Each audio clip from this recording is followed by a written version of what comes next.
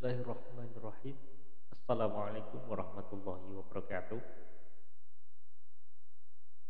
Berjumpa kembali dengan saya Pramadya Hairul Awaludin, Sarjana Hukum Magister Hukum. Pada video kali ini kita akan belajar bersama pada mata kuliah Etika dan Profesi Hukum. Pada kesempatan kali ini kita akan mengangkat sebuah subtema pembelajaran tentang tahapan menjadi advokat, yang dalam hal ini saya kerucutkan pada peluang dan tantangan para sarjana syariah untuk menjadi advokat. Baik, mata kuliah ini adalah mata kuliah secara online yang disajikan oleh saya dosen pengampu pada mata kuliah Etika dan Profesi Hukum pada Institut Agama Islam Negeri Ponorogo. Baik, saya awali pembahasan pada tema ini dengan mengenal terlebih dahulu tentang apa itu profesi.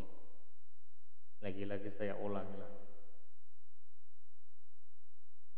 Jadi seperti penjelasan pada mata kuliah yang lalu, profesi itu merupakan sebuah jabatan atau pekerjaan yang menuntut keahlian dari pelakunya. Karenanya dari pelakunya itu ketika dia memperoleh keahlian disebut sebagai seorang yang profesional. Nah, keahlian itu tidak dapat tersaji, atau untuk menjadi orang yang ahli itu tidak serta-merta Anda tidur, Anda tidak berbuat apa-apa, tidak berbuat sesuatu kemudian menjadi ahli. Tentu keahlian itu diperoleh dari beberapa tahapan-tahapan yang harus dilalui. Semisal tahapan itu adalah kamu harus belajar, kamu harus berusaha, kamu harus mencari pengalaman. Itu keahlian yang nanti akan kamu peroleh, biasanya nanti akan juga kamu temukan nanti di lapangan. Semakin orang itu berusaha, berusaha berpikir, bekerja secara sungguh-sungguh untuk mencapai sesuatu, pasti nanti akan diperoleh itu keahlian.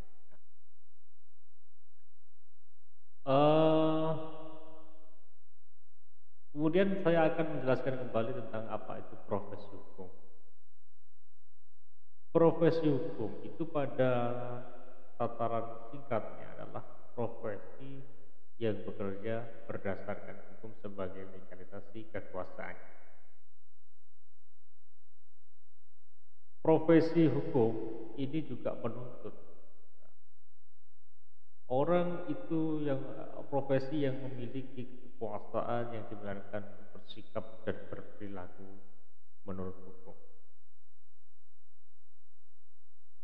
Kemudian karakteristik pada profesi hukum ini adalah bahwa karakteristik profesi hukum itu melekat pada dirinya sebuah beban, sebuah tugas, yakni adalah menegakkan hukum dan peraturan undang-undang. Karakteristik yang melekat yang lainnya adalah bahwa pada profesi hukum ini, untuk menjadi seorang profesi hukum itu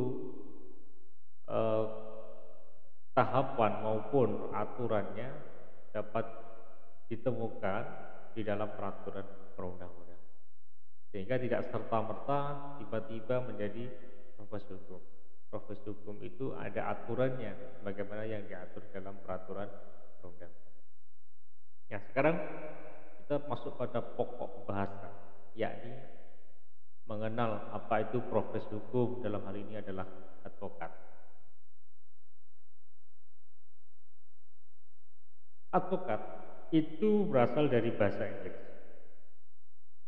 yang bahasanya adalah advocate. person who does who does the professionally in a court of law, yakni seorang yang berproses sebagai seorang ahli hukum di pengadilan. Ini penerjemahan dari bahasa Inggris.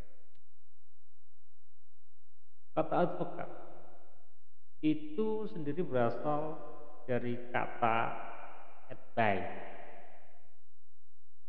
yaitu nasihat. Kalau dikaitkan dengan era sekarang itu legal advisor, nasihat. Kata advokat juga dikenal di dalam bahasa Belanda yang bahasanya adalah procedure, diterjemahkan adalah pengacara. Kalau dalam bahasa Arab kita menyebutnya al-muhami, amamal mahakim. Kalau Ustaz Abu Somad menyebutnya al-mustasyar, seperti video yang lalu yang kita tampilkan. Intinya advokat itu adalah orang yang berprofesi memberikan jasa hukum berupa bantuan hukum di pengadilan.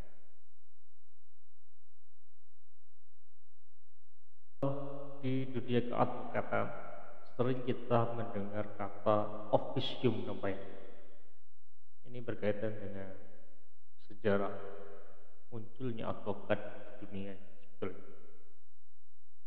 Kata officium novae itu tidak serta-merta kemudian muncul, tidak. Jadi ada sejarah yang mengiringi kata munculnya kata officium novae.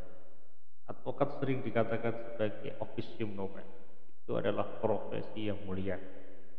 Karena dahulu kala di zaman Romawi sebetulnya advokat itu kan muncul orang-orang yang secara sukarela tanpa memperoleh imbalan maupun jasa, imbalan maupun uang kepada seseorang, kemudian membantu orang yang berkesulitan di hadapan hukum maupun pengadilan saat itu.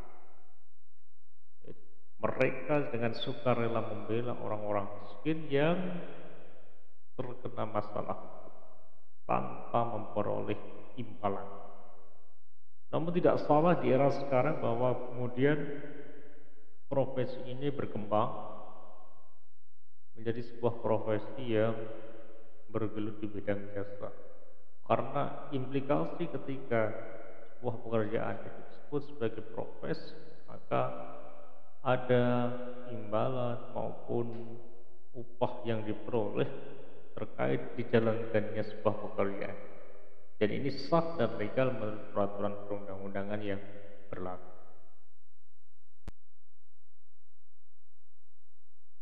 Baik, saya lanjutkan tentang pembahasan advokat itu kita tinjau secara filosofis yuridis tentang keberadaan advokat ini di Indonesia. Secara filosofis yuridis, keberadaan advokat di Indonesia itu sangat berkaitan erat dengan satu adalah konsepsi negara hukum yang dianut negara kita ini. Ketika kita berbicara konsepsi negara hukum, tentu rujukan dasarnya adalah sebagaimana yang diatur dalam pasal 1 ayat 3 Undang-Undang Dasar Negara Republik Indonesia tahun 1945 yang menyatakan bahwa negara Indonesia adalah negara hukum. Maksudnya adalah dalam pelaksanaan jalannya kehidupan bangsa dan negara, tentu harus segala sesuatu didasarkan pada aturan hukum guna negara menjamin bahwa setiap orang berhak atas pengakuan, jaminan, perlindungan dan kepastian hukum yang adil serta perlakuan yang sama di depan hukum. Yang kedua, secara filosofis yuridis, secara yuridis tentunya juga kemudian keberadaan advokat itu tidak bisa dipisahkan pada prinsip pokok kekuasaan kehakiman, sebagaimana juga diatur di dalam Undang-Undang Dasar 1945 pasal 24. Di sana diatur bahwa kekuasaan kehakiman itu merupakan kekuasaan negara yang merdeka untuk menyelenggarakan peradilan guna menegakkan hukum dan keadilan. Ya, jadi implikasinya kan bahwa dalam pelaksanaannya nanti ketika peradilan itu dilaksanakan tentu ada para pihak. Para pihak di sini bisa ada pihak negara yang diwakili oleh aparaturnya dengan warga negara. Warga negaranya yang berkepentingan di bidang hukum tentu nanti akan meminta jasa bantuan hukum dari pada advokat. Nah, di sini letak keberadaan advokat nanti akan diperlukan di dalam penegakan hukum di Indonesia.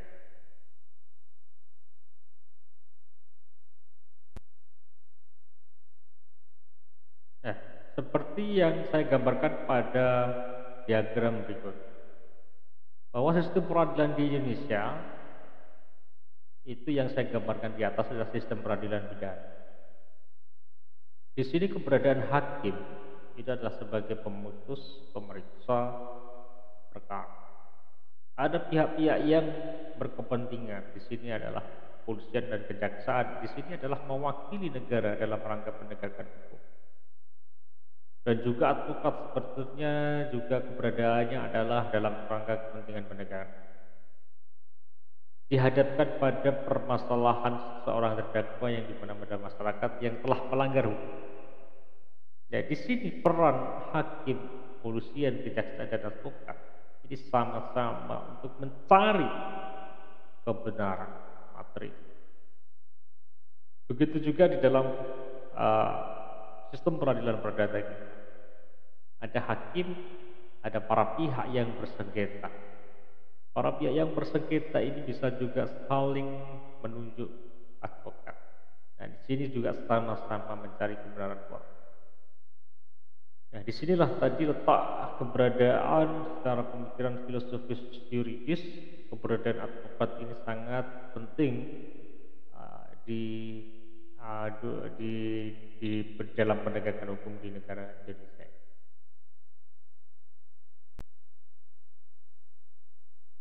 Baik, saya lanjutkan. Sebelumnya bahwa negara menganggap keberadaan advokat ini sangat penting. Sehingga kemudian akan kita menelusuri dasar hukum keberadaan advokat ini berdasarkan aturan juridis. Negara menganggap penting keberadaan advokat sehingga kemudian negara mengundangkan sebuah undang-undang yang pertama kali muncul di Indonesia adalah Undang-Undang Nomor 18 Tahun 2003 tentang advokat. Di sana diatur tentang bagaimana peran, kedudukan, fungsi, tentang organisasi, tentang hak dan kewajiban daripada advokat dalam rangka penegakan hukum di Indonesia. Kemudian dalam undang-undang advokat itu juga diatur tentang adanya mengamankan dibentukkanlah sebuah organisasi advokat. Jadi organisasi advokat ini kemudian bersama-sama menyusun kode etik profesi advokat, karena kode etik ini adalah kode perilaku yang harus ditaati oleh para profesi-profesi advokat. Nah, semuanya ini adalah aturan dan dasar tentang keberadaan advokat. Kita awali pembahasan ini tentang advokat itu dia dari sudut pandang Undang-Undang Nomor 18 Tahun 2003. Bagaimana definisi apa itu advokat dan lain sebagainya nanti akan kita ulas Undang-Undang 18 Tahun 2003. Oleh karenanya teman-teman wajib mendownload Undang-Undang Nomor 18 Tahun 2003.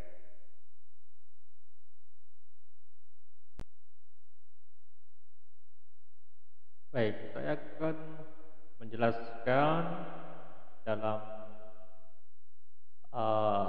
kehidupan nyata kira-kira berapa sih biaya untuk mengikuti PKPA atau pendidikan khusus profesi advokat. Ini sambil dari Fakultas Hukum UI. Ya.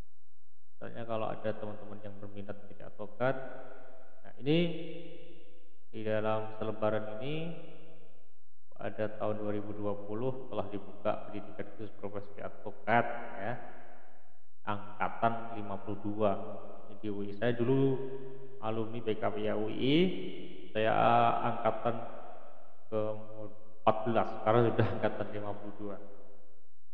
Biayanya dulu saya itu sekitar 4 jutaan, sekarang biaya untuk mengikuti PKPA sudah sebesar 5.500.000. Kemudian ada pendaftarannya biasanya sekitar 500 juta ya. Dan karena ini daring, kemudian untuk internet disubsidi balik mungkin ya sebesar 750.000. Berapa biaya kalau kemudian ujian advokat tahun 2020 ini kita lihat. Ini adalah ujian yang dilakukan oleh Pradi. Ya. Ini biaya pendaftaran untuk mengikuti ujian itu adalah sebesar Rp1.750.000. Untuk syarat mengikuti ujian itu orang tersebut harus memiliki pendidikan profesi atau mengikuti pendidikan profesi tadi ya. Materi yang diujikan itu adalah kurang lebihnya kisaran tentang peran fungsi organisasi advokat, kemudian kode etik advokat, ada yang diujikan adalah hukum acara perdata, pidana, ada acara perdata agama, hukum acara peradilan hubungan industrial, ada hukum acara PT-UN, dan juga ada ujian IC. Kalau nomor 1 sama 7 ini adalah multiple choice, pilihan ganda, tinggal hitung benih aja ABC mana yang cocok gitu ya. IC itu berupa permasalahan kasus, kemudian dibedah, dibuatkan gugatan sama surat kuasa. Tips untuk bisa lulus ujian ya, kamu harus mampu menguasai secara penuh hukum dasar, hukum material daripada nomor 1 sampai 7 ini. Yang terakhir adalah pelantikan. Pelantikan juga bayar. Kurang lebih pembiayaan sumpah itu sekitar 2 juta. Kalau di total tadi pendidikan PKPA-nya 6 juta ditambah ujian 2 juta tambah 2 juta sekitar 10 jutaan. Jadi kira-kira di sekarang nanti kamu lulus tahun 2 tahun lagi ya siapkan uang 15 juta ya apabila ingin menjadi advokat. Kemudian saya lanjutkan tentang kedudukan, tugas, dan fungsi advokat. Di dalam Undang-Undang Advokat, di sana sebetulnya telah memberikan penjelasan tentang apa kedudukan, kewenangan yang dimiliki oleh advokat. Sebetulnya kewenangan dan tugasnya itu sangat besar, sangat berat. Ya. Misalnya adalah bahwa advokat itu diberi kebebasan dan kemandirian. Maksudnya bahwa kebebasan dan kemandirian advokat itu dimulai pada saat rekrutmen ya. Sampai organisasi itu mau memberhentikan seorang advokat itu diberikan kebebasan. Negara tidak campur tangan. Aparatur negara tidak boleh campur tangan terkait tentang kebebasan dan kemandirian seorang advokat. Advokat dalam menjalankan tugas dan fungsinya dalam membantu kepentingan rakyat pun juga diberi itu kebebasan dan kemandirian. Misalnya aparatur negara tidak bisa campur tangan, mengkerecoki, mengganggu bagaimana advokat itu bertindak membantu kepentingan klien. Yang lain bahwa advokat itu kedudukannya berstatus sebagai penegak hukum yang bebas dan mandiri. Itu diatur dalam pasal 5 Undang-Undang Advokat. Apa maksudnya? Maksudnya adalah advokat itu berstatus sebagai penegak hukum adalah advokat sebagai salah satu perangkat dalam proses peradilan yang mempunyai kedudukan setara dengan penegak hukum lain. Jadi sama-sama besarnya, sama tingginya dengan penegak hukum lain. Misalnya dalam persidangan perkara pidana, advokat itu kedudukannya sama dengan hakim, dengan jaksa. Sama apa? Sama-sama mencari kebenaran material. Namun walaupun penegak hukum yang bebas, tentu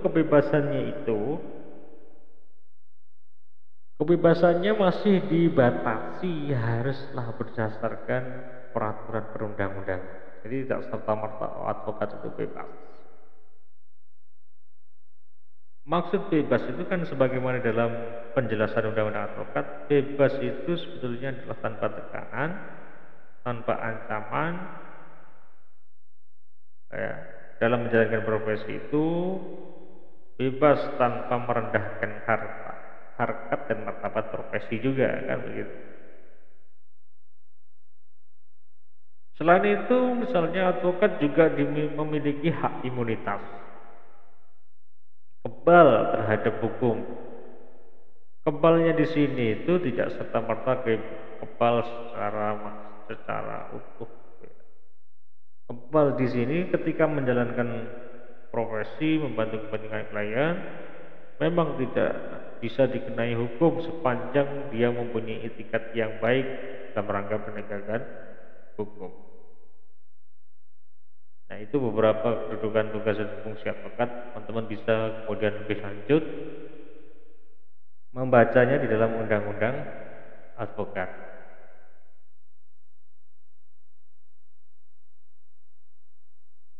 Nah, untuk yang lain, nah di sini yang penting bagi teman-teman sarjana syariah.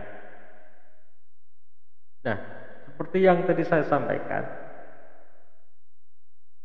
ada aturan yang mengakomodir tentang sarjana syariah itu kedudukannya setara dengan sarjana hukum.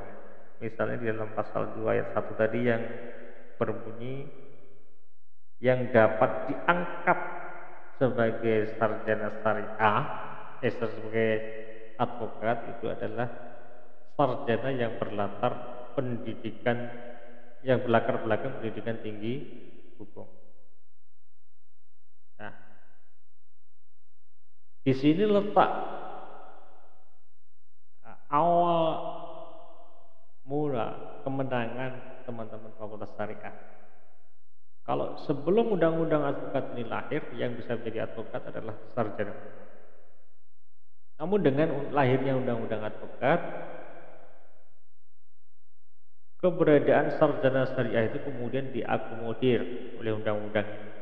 Tentu sangat bangga dan terhati teman-teman sarjana syariah, dan berterima kasihlah dengan teman-teman yang dulu ikut merancang undang-undang advokat ini. Nah, sekarang kedudukannya sama, peluangnya pun kemudian harus sama. Tinggal bagaimana mengasah kemampuan dan keahlian teman-teman sarjana syariah. Tentu saya orang yang benar-benar murni sarjana hukum melihat tentu ada perbedaan dalam pendidikan. Tentunya di saat teman-teman belajar di bangku kuliah S1, saya lihat materi fakultas hukum itu lebih kompleks dan lebih rigid. Misalnya di IAIN Ponorogo ini, misalnya tidak mempelajari tentang hukum obligasi misalnya. Tidak mempelajari hukum kesehatan, pidana kesehatan, pidana ITE. Nah, itu kalau di Fakultas Hukum menjadi mata kuliah khusus. Nah, ini kelemahan yang mungkin tentu harus teman-teman mempelajari secara otodidak agar kedudukannya yang sudah setara ini tidak tertinggal ya kan, kemampuan dan keahliannya dengan atau dibandingkan dengan sarjana hukum murni.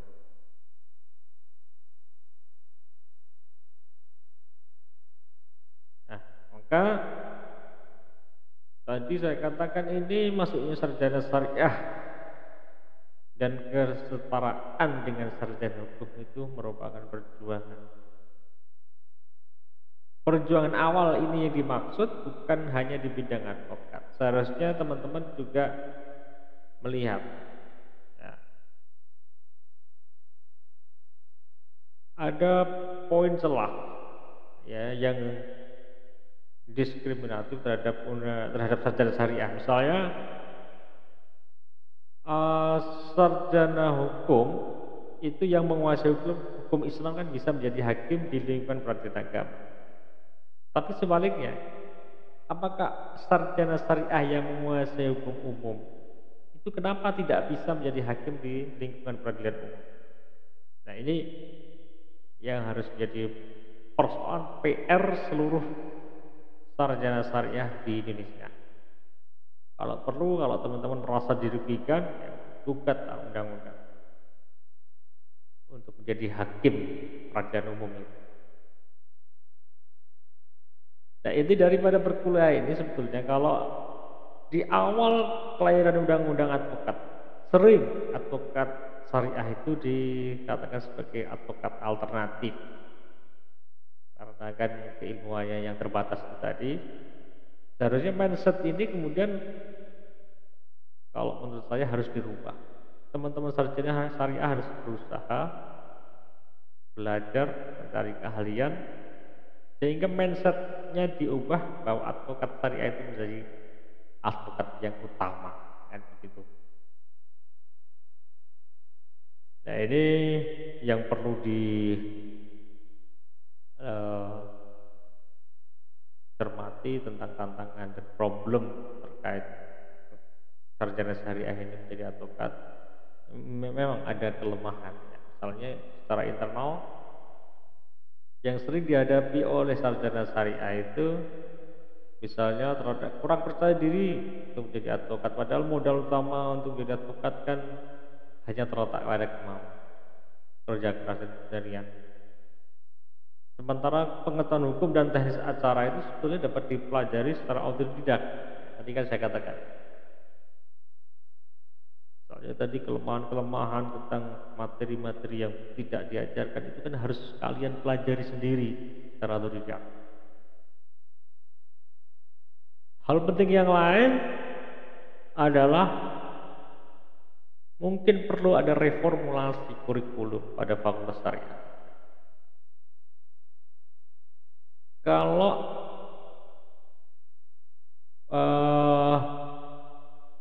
di fakultas hukum umum itu bisa mempelajari sekian banyak mata kuliah hukum, baik secara spesifik maupun secara umum. Tentu di fakultas syariah juga kemudian meringkas, membuat kurikulum yang ringkas agar semua materi di fakultas hukum itu juga diajarkan di fakultas syariah. Yang lain halnya misalnya nomenklatur, kalau menurut saya fakultas syariah itu kurang populis. Kan ada juga yang prodi ahwal sahsiah, ada prodi muamalah. Kalau menurut saya lebih bagus itu memang prodi ilmu hukum Islam. Jadi ada ilmu hukum dan ilmu hukum Islam. Bagus ya, prodi ilmu hukum dan prodi ilmu hukum Islam.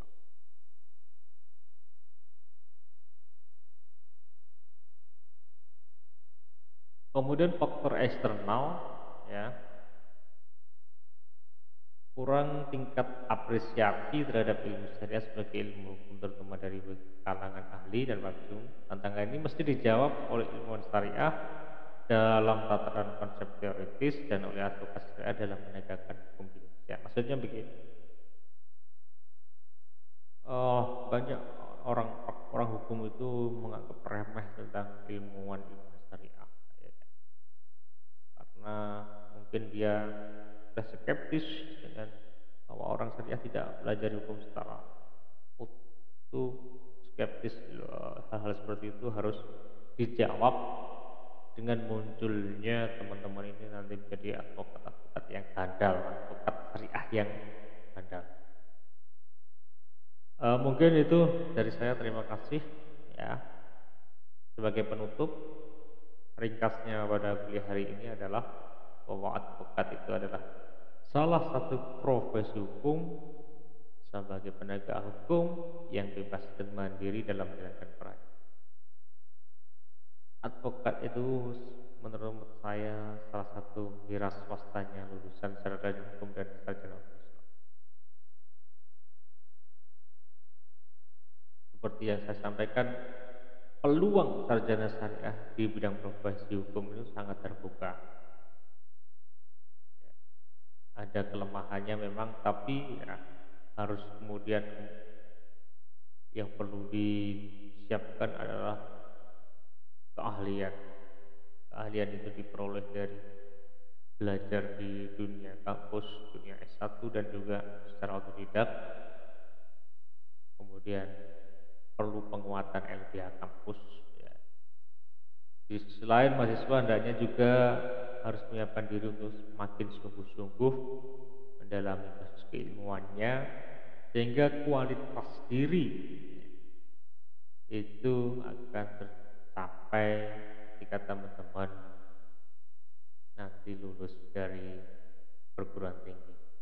Terima kasih, demikian kuliah hari ini. Assalamualaikum warahmatullahi wabarakatuh.